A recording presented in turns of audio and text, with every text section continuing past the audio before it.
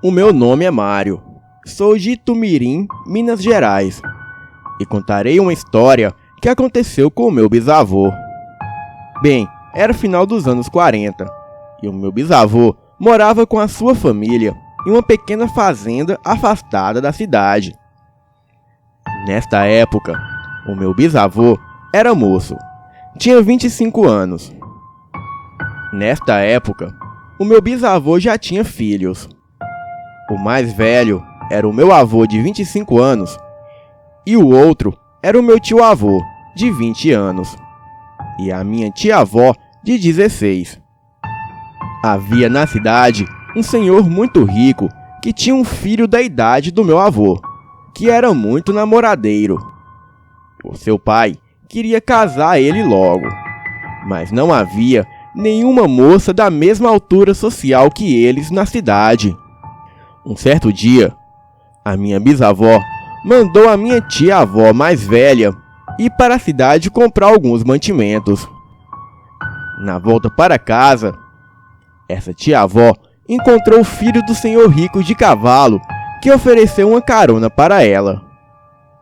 Inicialmente, ela recusou, mas por insistência dele, ela acabou aceitando e foi na garupa do cavalo até a sua casa. O meu bisavô, quando viu ela chegando com aquele rapaz na porteira, e como ele não era muito boa pinta, questionou a minha tia-avó sobre o que ela estava fazendo com ele. Ela falou que ele apenas a ofereceu uma carona. Mas o meu bisavô ficou muito bravo com aquilo e proibiu ela de conversar com aquele rapaz.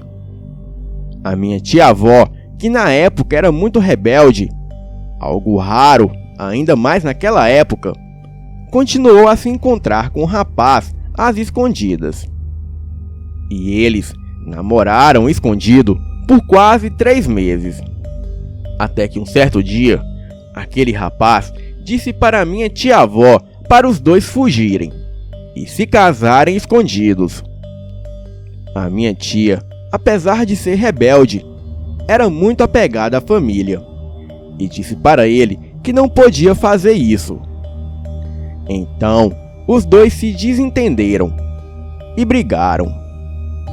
O rapaz disse que a minha tia-avó não tinha escolha e deveria ficar com ele, pois ela já pertencia a ele e não tinha nada que ela pudesse fazer sobre isso.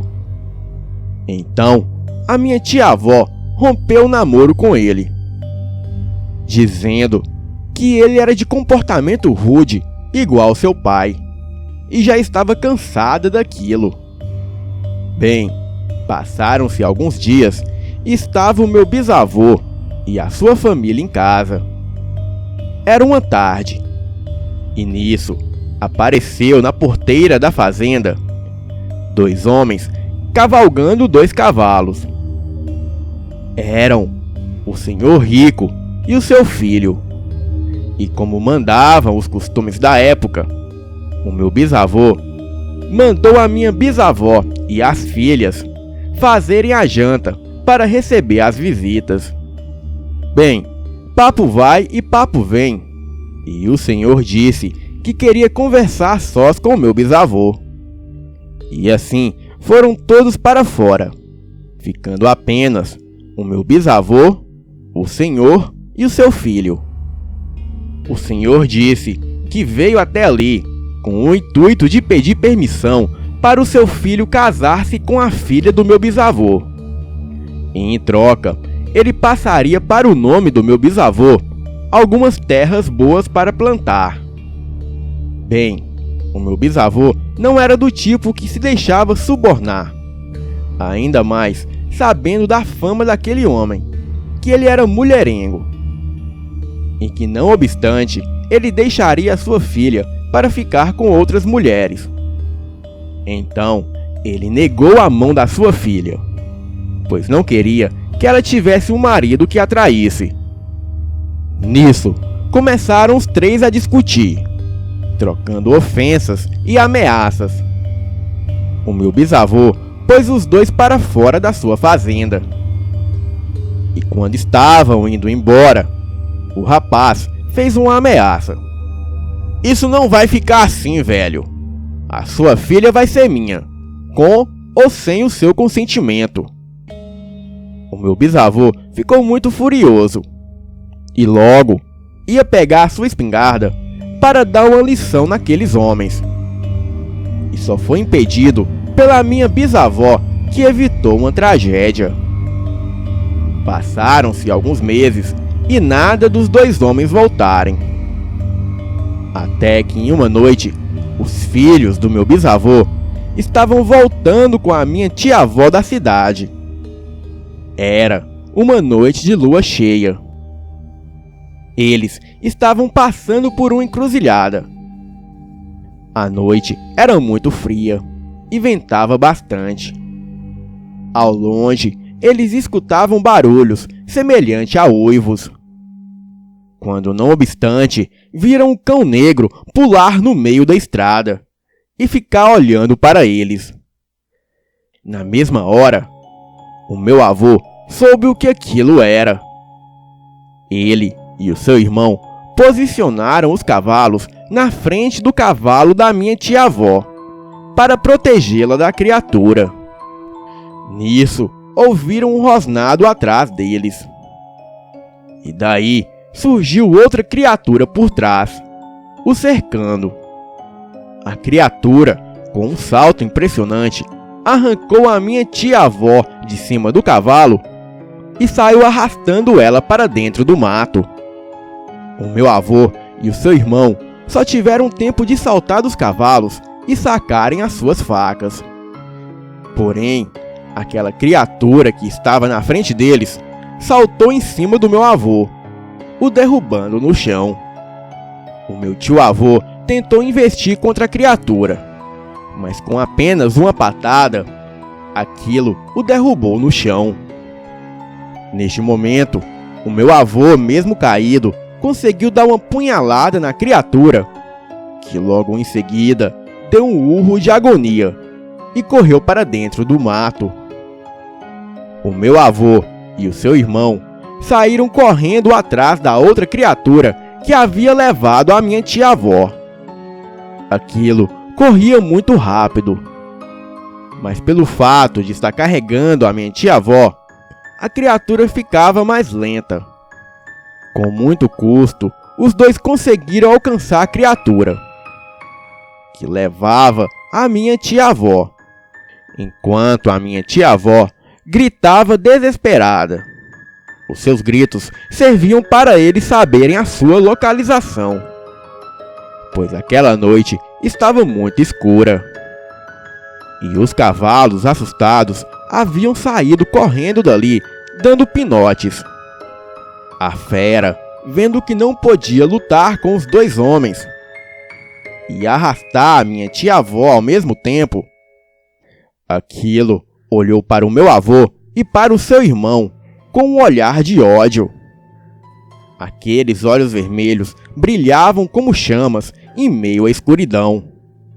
A coisa soltou a minha tia-avó e correu para a mata fechada. Depois de socorrerem a sua irmã, eles saíram dali o mais depressa possível. Porém, levaram umas 2 horas tentando sair da mata. Assim que chegaram em casa, contaram tudo para o meu bisavô. Tudo o que tinha acontecido. E sem dúvidas, ele acreditou. O meu bisavô pegou a sua espingarda e se preparava para ir ao encalço da criatura. Mas nessa hora, os seus cachorros começaram a latir como loucos. A minha bisavó abriu a janela da casa e viu que uma das criaturas estava em frente da casa, andando de 4, para lá e para cá. Observando melhor, ela pôde notar que aquela coisa estava mancando. A minha bisavó disse que a criatura era horrenda, com um corpo que lembrava de um cão negro enorme e sem rabo. Aquilo era corcunda e andava todo torto, e a sua cabeça parecia uma mistura de cachorro com porco e algumas calosidades ósseas no topo da cabeça. O meu bisavô pegou a espingarda e mirou na criatura. E daí, a fera saiu correndo numa velocidade incrível. E os cães foram atrás, perseguindo aquilo. O meu bisavô e o meu avô saíram atrás, em perseguição à criatura. E o meu tio-avô ficou dentro de casa, tomando conta da minha bisavó e das suas irmãs. Pouco depois, eles ouviram uma algazarra nos fundos da casa. E em seguida, uma forte pancada na porta, quebrando a parte de baixo. E foi quando um braço cabeludo entrou por baixo da porta. O meu tio pegou um pau que ficava na sala e correu para a porta dos fundos. A criatura já havia enfiado parte da cabeça por debaixo da porta. E neste momento, o meu tio deu uma paulada com tudo na cabeça da criatura. Aquela coisa recuou na mesma hora. Deu um grito de dor e saiu correndo. Meu bisavô e seu filho já estavam voltando, quando viram a segunda criatura sair de trás da casa. Aquela mesma que o meu tio havia acertado uma paulada na cabeça. Meu bisavô deu um tiro para o lado da criatura. Porém, ele errou. E aquilo também conseguiu fugir. Não é preciso nem dizer que naquela noite ninguém conseguiu dormir. No outro dia, aquele senhor rico e o seu filho foram atendidos no médico local. O pai havia levado uma facada bem nas costelas. E o filho havia levado algumas pauladas. Quando perguntados sobre quem havia feito aquilo com eles, eles disseram que haviam sido assaltados enquanto voltavam da cidade vizinha. As criaturas continuaram voltando nas noites de lua cheia. E em algumas noites ficavam rodeando a casa do meu bisavô. Às vezes era apenas uma criatura, mas outras vezes apareciam os dois. E quando meu bisavô tentava atirar neles, aquelas criaturas corriam para dentro da mata. Isso continuou até que um dia o senhor rico mudou-se para uma cidade grande. E junto foi o seu filho. Depois desse dia, as criaturas nunca mais foram vistas. E assim termina essa história que o meu avô contou para o meu pai. Boa noite. E vão dormir.